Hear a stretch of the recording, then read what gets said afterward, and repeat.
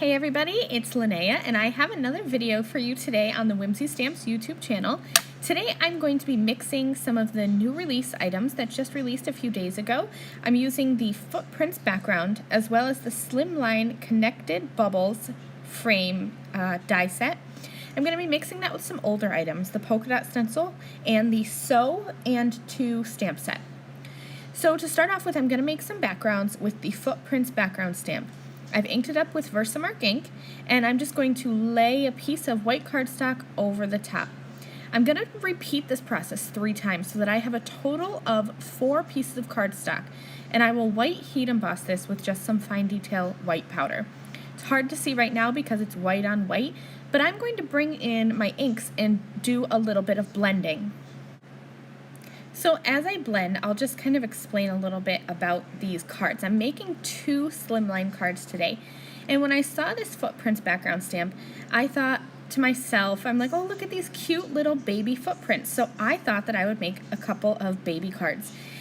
Baby cards are something that I never make, so when I have a friend who's having a baby and I need a card, I end up having to sit down and make a card for her, which is totally fine because then it's custom just for her, but I would like to have some on hand. So I thought I would make one that's traditionally girl colors and one that is traditionally boy colors. So I'm going to be doing some shades of pink on one card and then some shades of blue on another. So you saw me blend some pink inks there, and I started with one panel of the heat embossed Footprints background stamp, and I applied my darkest color of pink ink, and then I kind of blended that up into the medium. And now I'm working on a second piece of heat embossed cardstock, and I'm going to use that same medium color and blend that up into my lightest color. I'm just using a blender brush for this, and I have that cloth off to the side so that in between colors I can just wipe that off. And you're going to see me hold up the die here in a minute, the Slimline Connected Bubbles die. This is new, and this is the reason why I needed to heat emboss this twice for one card, because the die is for a Slimline card and the background stamp is not. I'm just going to stretch that background stamp out just a little bit so that I can have it stretch across that whole Slimline Connected Bubbles. It's hard to explain, but I hope that you can kind of see it in action and understand what I'm doing here. So I did that same thing with blues. I started with dark blue into a medium blue on one piece of cardstock, and then I used a medium blue into a light on a second piece.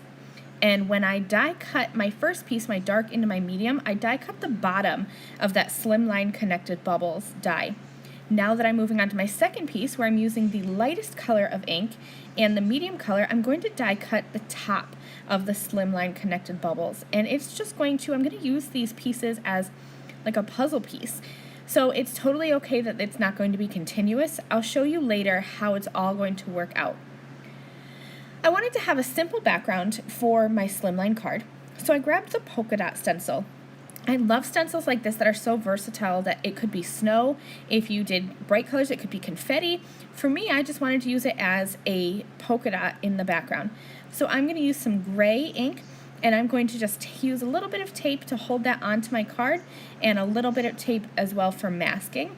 And I will just blend some ink over the top here, and you're going to see that I'm not only stretching my die for this card, I'm going to stretch my stencil too.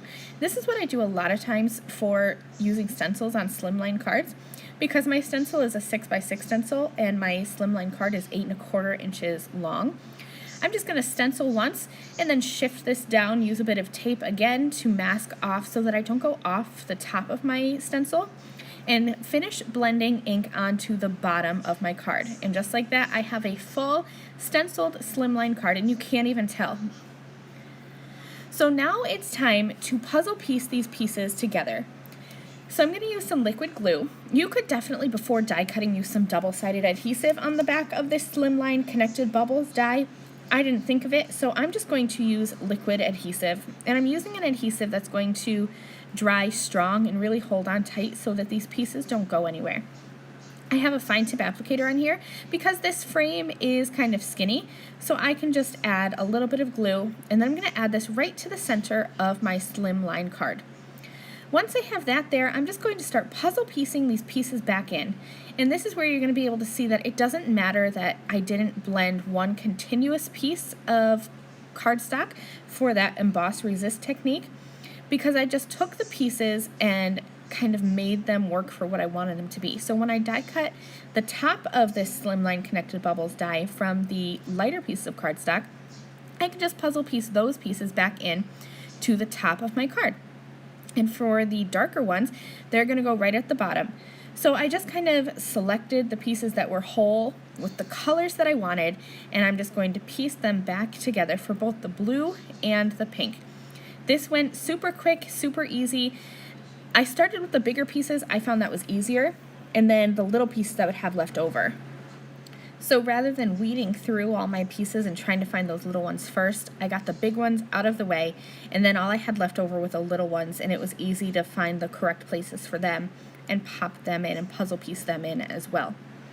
Really, this is quite easy. I showed you the majority of doing this one card. It is sped up a little bit, but I hope you can see how easy this technique is. And here are both of my two completed backgrounds, one with the blue and one with the pink. Both of them I did that same polka dot stencil background in gray so that it would be a nice neutral color. Now to finish off these cards, all that's left to do is add some sentiments. So I have the Sew and 2 stamp set.